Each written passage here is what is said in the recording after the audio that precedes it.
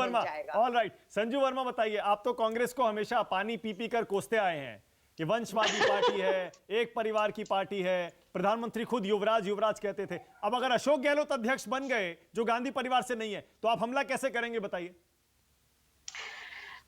मानव जी, पहली बात तो ये, कांग्रेस पार्टी को पानी पी पी कर कोसना बीजेपी की ना तो फितरत है ना तो हमें जरूरत है, क्योंकि कांग्रेस अब एक राष्ट्रीय पार्टी एक पैन नेशनल पार्टी के रूप में हम इसको रिकॉग्नाइज ही नहीं करते। मैं कुछ आंकड़े आपके सामने रखना चाहती हूं, क्योंकि आपने बहुत एक इंटरेस्टिंग चीज बताई दक्षिण भारत के बारे में, और राहुल गांधी की अब तक की जो भारत जोड़ो या भारत तोड़ो यात्रा है वो दक्षिण भारत पर केंद्रित है। तो एक चीज कहना चाहती हूं, बाकी जगह तो खैर कांग्रेस का वर्चस्व पूरी तरह से खत्म हो चुका है। उत्तर भी आप चर्चा में अपना समय व्यर्थ कर रही हैं। मैं आपके बीच में टोकी नहीं थी, चुप हो जाइए। चलिए वन बाय वन, बीच में मेंढक की तरह टर्टर करने की जरूरत नहीं है। चलिए कंप्लीट करिए, बोलिए। अशोक मानव जी, पहली बात तो ये दक्षिण भारत के बारे में आपने बात कही। दक्षिण भारत पर आने से पहले मैं एक चीज कहना चाहती हूं, कांग्रेस ने क्या नारा लगाया था उत्तर प्रदेश के विधानसभा चुनाव में? लड़की हूं लड़ सकती हूं, लड़की हूं लड़ सकती हूं की धज्जियां उड़ गई।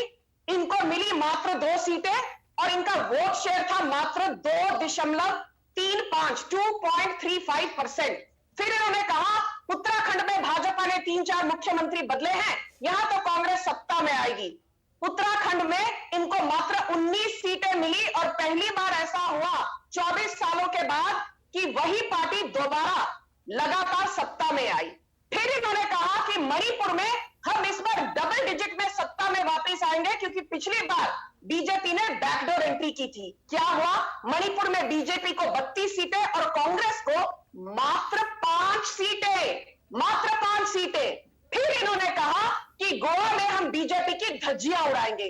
क्या धज्जियां उड़ाओगे आप? 11 सीटें आपको मिली, उसमें से आपके 8 विधायक इंक्लूडिंग दिगंबर कामत जो एक पूर्व मुख्यमंत्री रह चुके हैं, भाजपा में शामिल हो गए।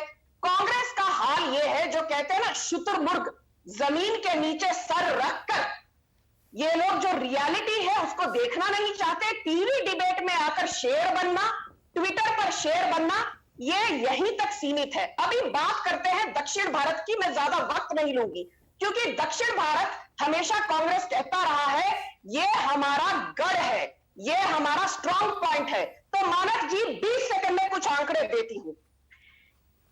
तमिलनाडु में 2021 के विधानसभा चुनाव में कांग्रेस को कितनी सीटें मिली?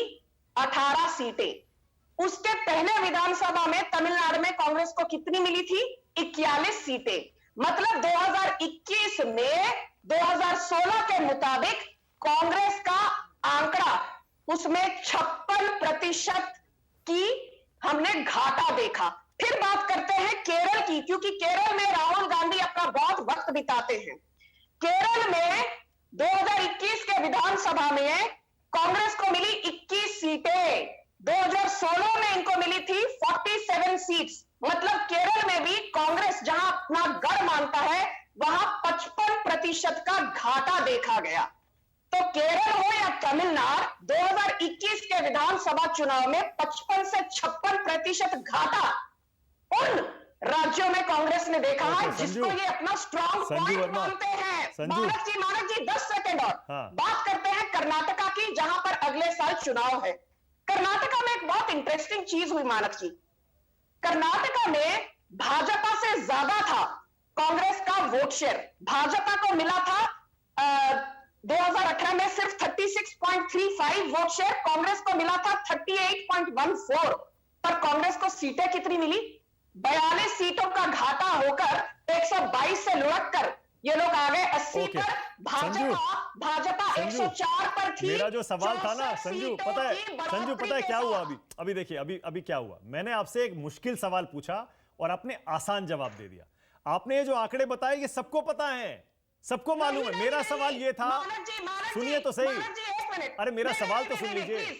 मेरा सवाल दूसरा था। मेरा सवाल ये था, अगर कांग्रेस अध्यक्ष अशोक गहलोत बन गए तो फिर आप वंशवाद का आरोप पार्टी पर कैसे लगाएंगे आगे? मानव जी, जिसको राजनीति का हल्का सा भी हो कह रही या हैं जिसको राजनीति जो की कांग्रेस हल्की वर्चस्व सी खत्म भी हो गया। जानकारी हो, उसको ये पता है, चाहे गहलोत, चाहे शशि थरूर, चाहे दिग्विजय सिंह, चाहे मनीष तिवारी, पर पार्टी की जो कर्ता धर्ता है वो सोनिया गांधी रहेंगी। उसके बाद उनके सुपुत्र राहुल गांधी रहेंगे, उनके बाद उनकी सुपुत्री प्रियंका वाड्रा रहेंगी और उनके बाद उनके ओके।